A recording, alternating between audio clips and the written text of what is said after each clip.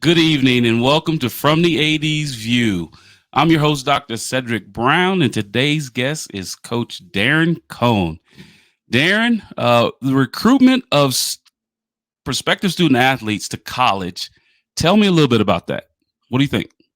Yeah, Cedric, it's changed a lot in recent years, but I still think it's a wonderful avenue for, student athletes to earn a free and or reduced education.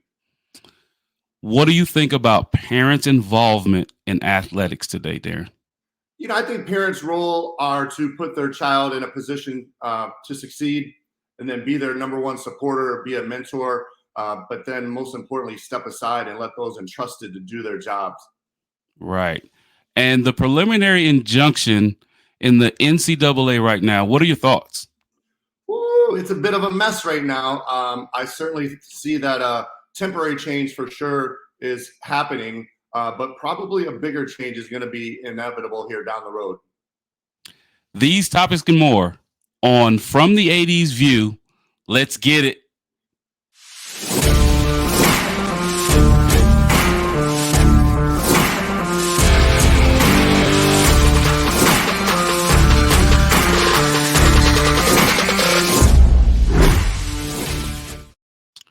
Welcome back. Welcome back. Before we bring back our guest this evening, I'd like to give honor to God, who's the head of my life, because without him, none of the things that I do would be possible.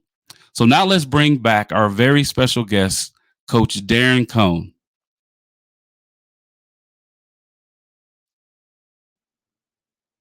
There you are, Darren. How are you? How are you this evening? How's everything going? Man, I'm blessed.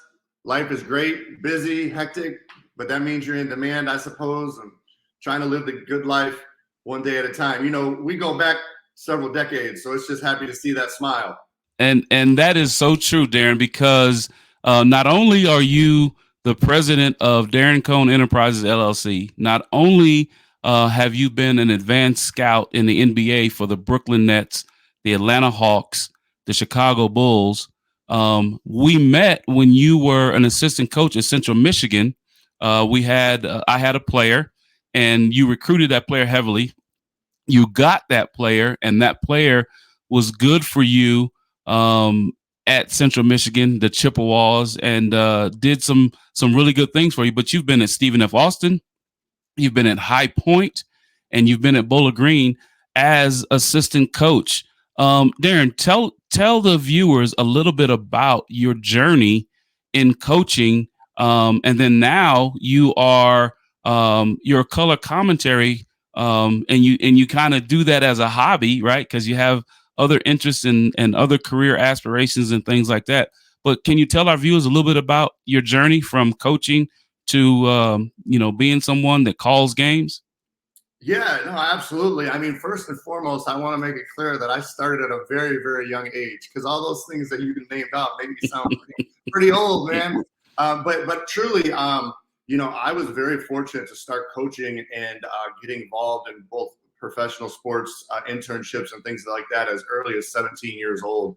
And it was a real blessing. I had some great mentors in my high school who kind of guided me to start taking steps to earn experience to reach what I was voicing as my career goals.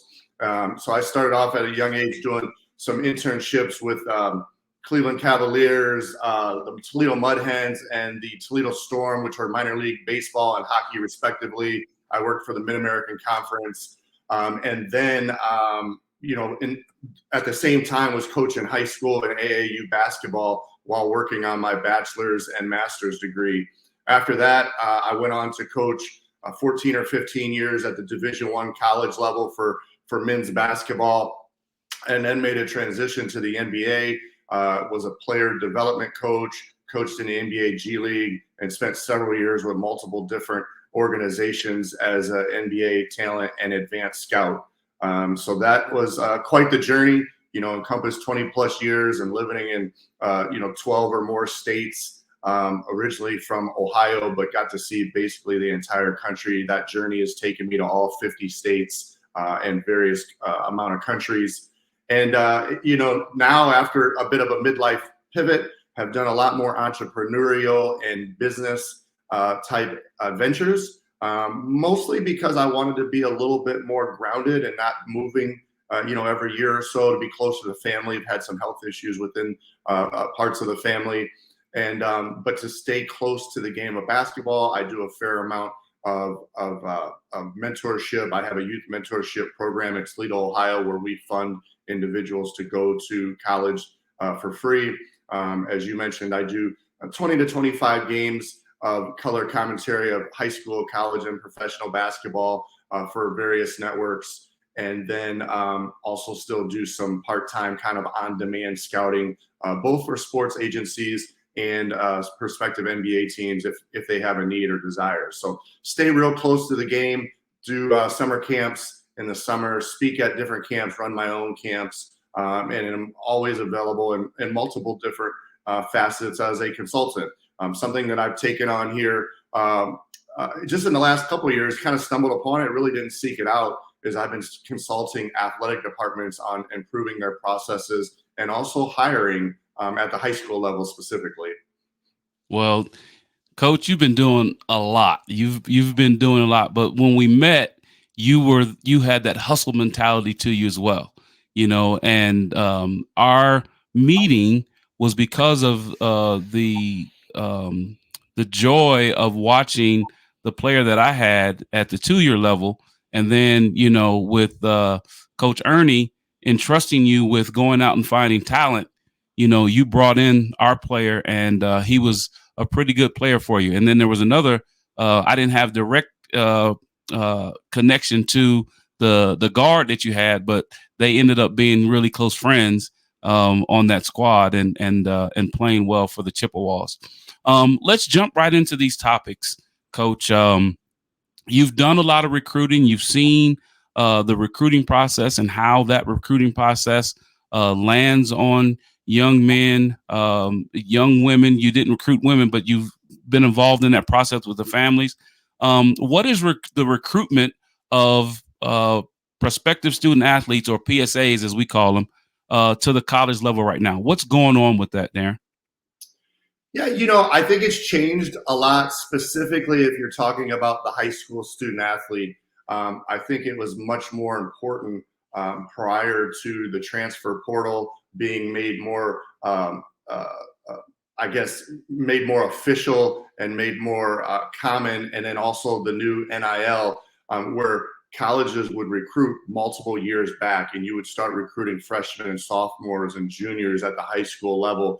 And I'm not saying that doesn't still happen, especially at the Power 5 and the highest levels. But when you look at across the whole 300 plus Division I schools, and then even the Division II and beyond, it's changed because there's a much higher focus on recruiting the transfer athlete, the athlete who perhaps has already been through the rigors of the college level, specifically the Division I level, or already shown some level of success. So it's viewed a bit more as a safer bet. But because you have to essentially wait for those seasons to end, it delays the recruiting process Sure. a bit. I think, you can certainly relate to this, that at times, players, when they went to the junior college level, might get over recruited from where they did at the high school level, because they've shown that they can produce at least at the 2-year level at an advanced Absolutely. level from high school. And the same thing's happening now that the transfer portal is becoming the focal point, as opposed to, you used to, opportunistically look if there was a transfer available or a transfer moving back closer to your university, or, someone that you had a relationship with. But now there's whole recruiting philosophies geared towards chasing and pursuing and strategizing what transfer athletes are going to be available. And that's, for most coaching staffs, is at the top of the list. And so it basically pushes things out a little later in the process, where I think kids in the past, as a sophomore and junior, would have a really good picture of what their recruiting opportunities look like.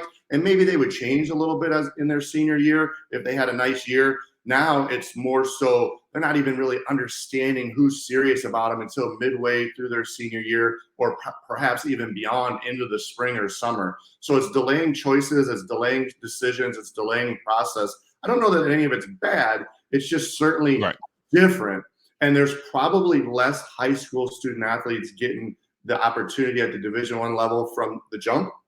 And perhaps they're actually having to get into that cycle and go to the Division II level or the junior college level and then transfer up. So, when we got into this industry, you were recruiting a guy for a 4 to 5 year commitment. Absolutely. Yeah, perhaps they redshirted, or perhaps they had an injury year, but you thought you were going to have 95% of your players for 4 years and oftentimes 5 years. And now it's much more common that players are going to 2, 3, and sometimes 4 universities throughout their career. So you're almost having to first re-recruit your own guys year after Absolutely. year, and then go on to recruit transfers, and then junior college, prep school, and then high school, sort of the last bullet point. Not any lesser important, but just lower down the priority list, so delayed on that timeline of how the process takes place, if that makes sense to the viewers. And so it's a different dynamic for the high school student athlete, right? When the high school student athlete used to be valued coming out of high school for what the body of work that he or she did when they were coming into college, right? Now, like you said before, they kind of take a little bit of a backstage, because now with the pressure of coaches having to win, right? Because coaches are right now 3-5 year deals, right? But when you have that second year and you're not doing really well, Darren, you know as well as I do that they call Mr. or Mrs. Booster and say, hey, they only have a certain amount of dollars left on their contract. Let's go ahead and make this decision. We need you to go ahead and give us this money so we can get this person up out of here so we can do something else. So it gives a different thought to one and done, right? Because the one and dones, Darren, were the top 15 kids in the country, right? That you thought, hey, that young person can leave after 1 year and go play in the NBA, right? I don't think we've seen it as much on the women's side for the WNBA, but I'm sure with equity and things like that, if they wanted to leave, if they have it set up like that in the WNBA, they could. But on the men's side, now one and done means I don't like what's going on with my coach. I'm not playing. I get an opportunity to leave. I'm leaving, right? But then the argument that I have as an academic is, how does that matriculation look? How does being able to go from school to school to school look for them to get their degree, right? And so here's a follow-up question to that, Darren. Darren, you hypothetically, you were just hired at XY or ABCD university, right? What is your approach in recruitment, knowing what you know what you knew then, you know what you know now, the dynamic of everything now. What is Coach Kohne's approach to recruitment right now?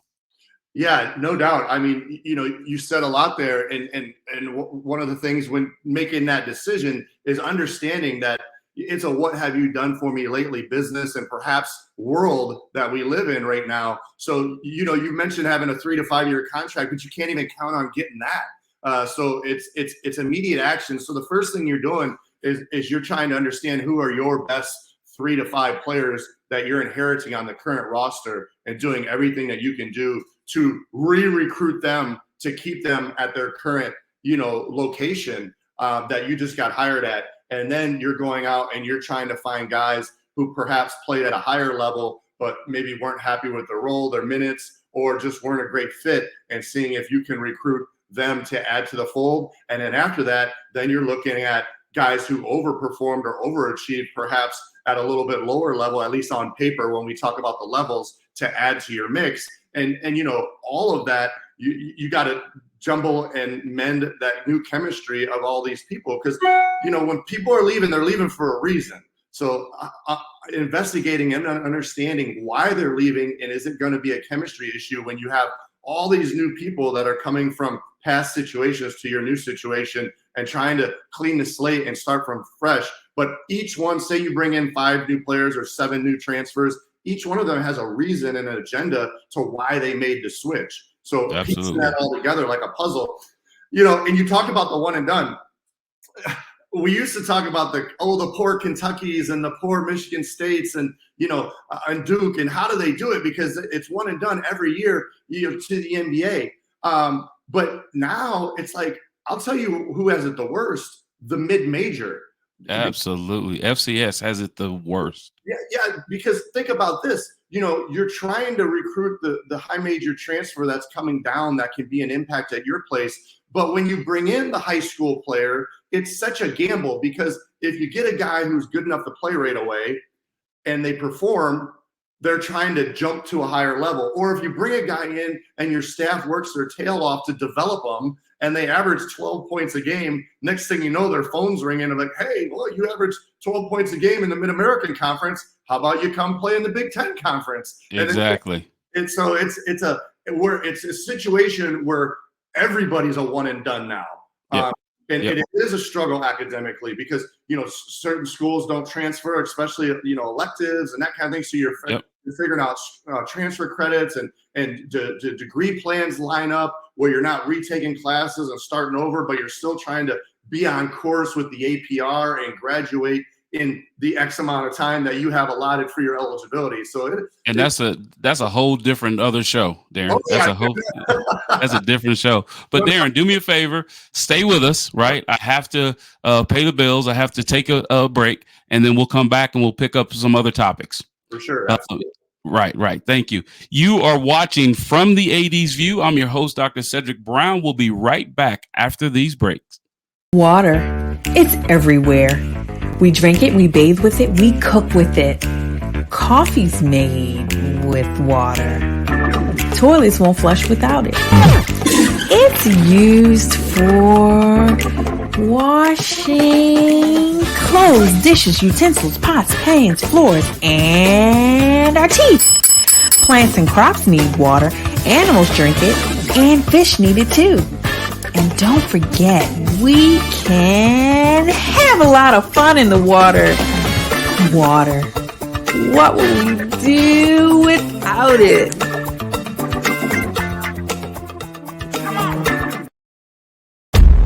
From the creative team that brought you The Browning Project and Dead by Morning comes a new thriller that will change the way you look at white-collar crime forever. Falling from the Sky.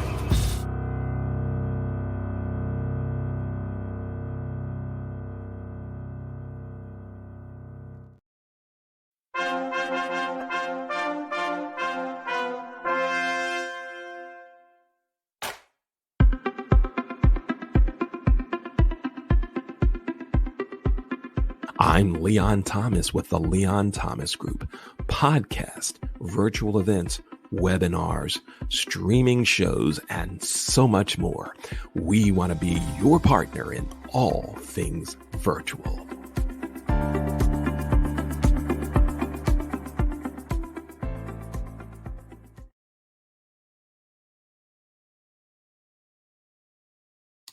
Welcome back to the show. I'm your host, Dr. Cedric Brown, and you are watching From the AD's View. Before we get back to our special guest, I'd like to talk to you about and promo and pub my book, How Black Men Overcome Racial Barriers in the Status Quo. It's an NCAA institution, a narrative inquiry. I wrote the book because I wanted to give light to how young African-American men who aspire to ascend to leadership roles in athletics, especially at the Power 5 level, wanted to shed some light on their journey and how they went through it, right? And three themes came out of that research: the benefit of role models and how those role models can affect your career, the role model expectations, the things that the expectations that they had of themselves and the expectations that they had of those that were mentoring them. And then last was the perceived racial barriers, right? Some of them are perceived, some of them are real, but I wanted to shed some light on that.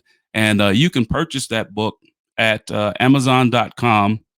And again, the title is how Black Men Overcome racial barriers in the status quo in NCAA institutions.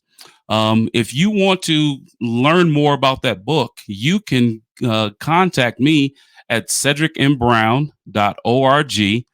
That's my website. And you can click on the podcast link in that on that webpage, cedricmbrown.org, and you can view past episodes of From the AD's View. If you'd like to learn more about the professional services that I provide, you can also go to cedricmbrown.org. And then finally, if you or someone you know would like to be a guest on our show, just go on cedricmbrown.org and email me, and we can get in contact and we can talk about those opportunities. The show is seen on Sundays at 6:40 Central and 7:40 Eastern. And you'll always get open and honest views on that show each Sunday evening at 6:40 Central, 7:40 Eastern. Let's welcome back our guest, Coach Darren Kohne. Coach, we left the show before the midpoint break. We left talking about how we would recruit potential prospective student athletes, PSAs, to the college level now with the climate that we have going on now, NIL, portal, all those things. Let's briefly talk about, because I want to be able to get to the last topic. How are parents' involvement in athletics good or bad, Coach?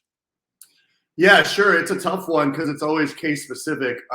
I think oftentimes, what gets highlighted though is when parents are over involved or can have a negative effect on the experience for the student athlete or for their specific child. I mean, as I said in the opening, you want to raise your child, teach them the right thing, teach them the manners, teach them respect, teach them work ethic, and put them in position to succeed. Help them find the right opportunity for them versus, in line with their goals and their skill set. And be a mentor, be a supporter, do everything you can to keep them in a positive mindset.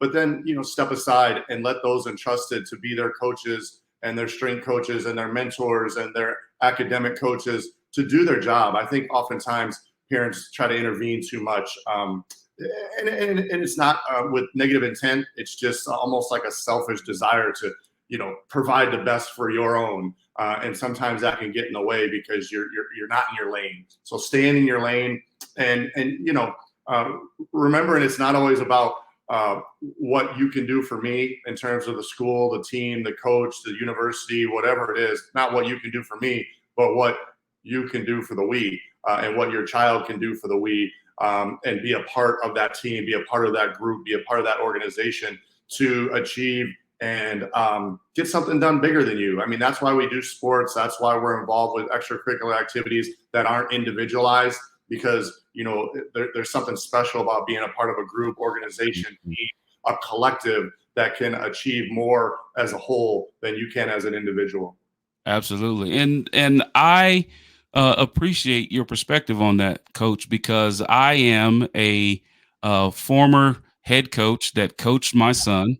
I coached Angelo. He was my first guest on my podcast in season 1, and now I have the runt of the litter coming up. My daughter Cheyenne, she is playing both JV and varsity at Valparaiso High School for Coach Candace Wilson. And, I have to stay in my lane, right? Because, Darren, that, you and I have both probably forgotten more about basketball than a lot of people know right now, right? And so I catch myself. And so you're so right.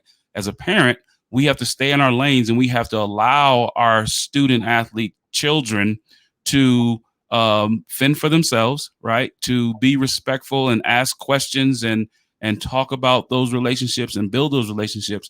And so that's a very important aspect that you just brought up. But I'm going to switch gears on you real quick, Darren. We have in the news, we have this preliminary injunction that the federal judge in West Virginia came down and said that to keep the student athletes from participating, right, after that second transfer was something that they needed to look at, right? And so they came back and gave a clarification yesterday saying that the student athlete, if they play, that they're going to use up a year of their eligibility. And so everybody's up in arms right now, right? You had a young man, I believe, that was in a Power Five over the weekend. I mean, before the weekend, played. And so if they come back and say that, no, we're going to keep it where it was, he uses a year of his eligibility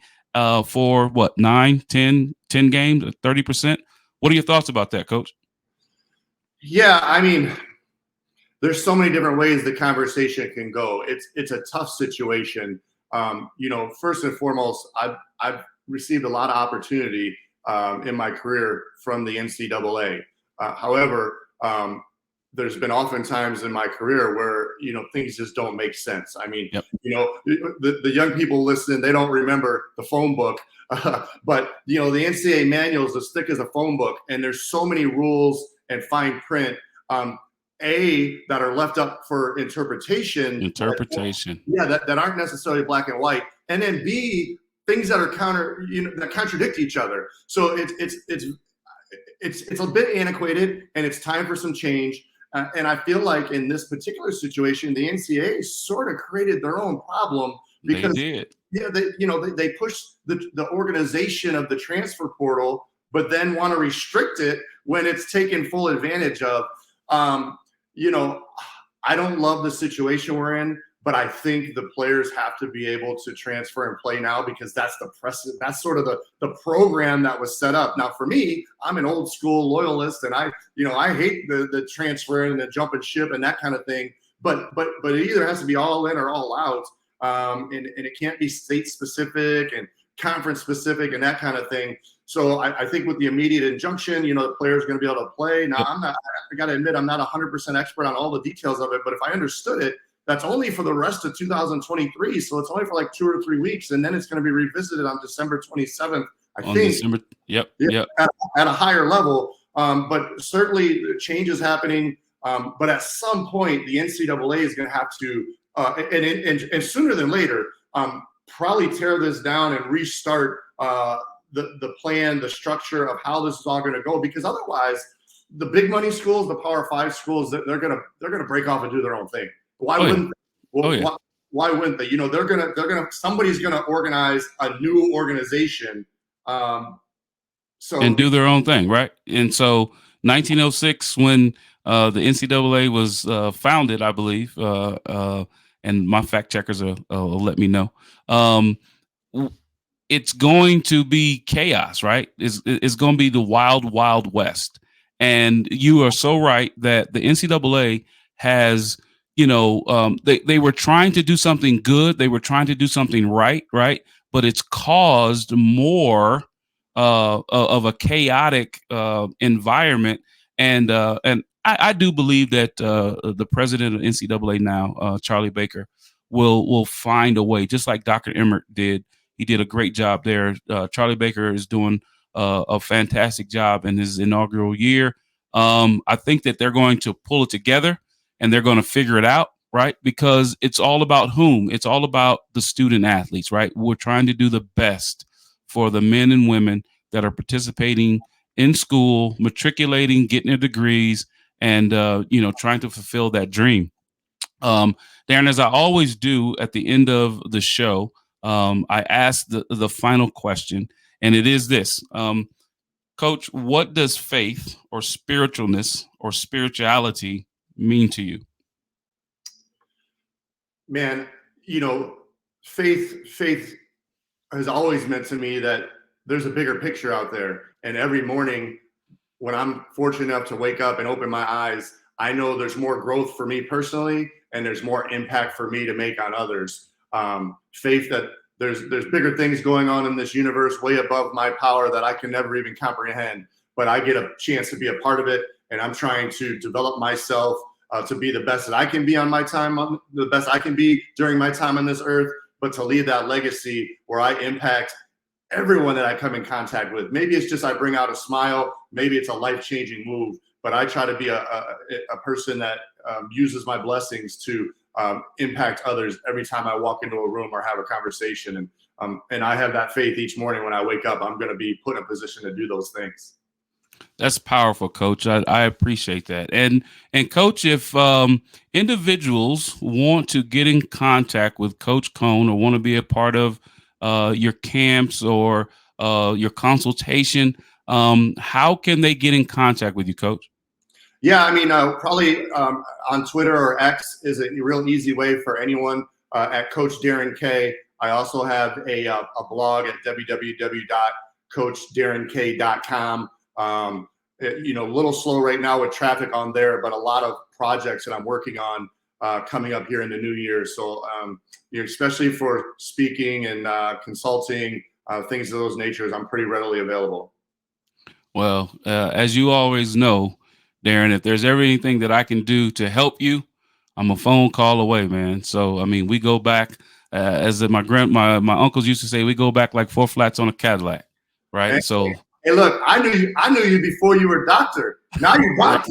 right. I'm just blessed to still be in the conversation. Now you big time, Hey, like Stairmaster. you my guy, man. You're a mother from a different, for a brother from a different mother, and so we do what we do for student athletes, and we do what we do to influence and impact their lives in a positive light, because at some point in time, Coach, we are that positive male role model in some's life, right? And it doesn't, sometimes it can be, from cultural types of things, but all the time it's from a place of love and a place of caring, a place of accountability, right? Because sometimes you got to get after them a little bit, right?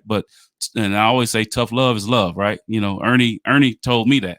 Coach Ziegler told me that tough love is love. So I do appreciate you, sir. I do appreciate you, and I thank you for being a part of something that I'm just trying to talk to people and give people real, honest, open views from different perspectives. And Coach Darren Kohne, I really appreciate your perspective. Thank you, sir. Yeah, absolutely. Remember, someone did it for us, so it's just our turn to do it for others. Thank you. And I would like to thank Coach Darren Kohne for being a special guest on our show this evening.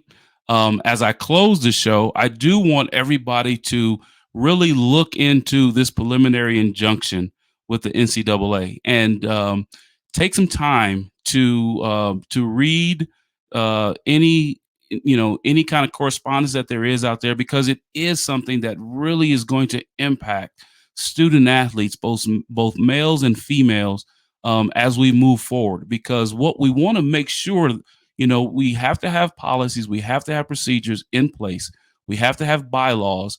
But what we need to do is we need to make sure that each and every decision that's made, that it's made to help in a positive way and influence in a positive way these student athletes.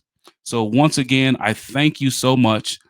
Please subscribe to my YouTube channel, Dr. Cedric M. Brown, and you can see more episodes of From the 80s View, and you can get an open and honest assessment of the things that are going on in our world, educationally, sports, entertainment, family, and faith. Good night, and God bless.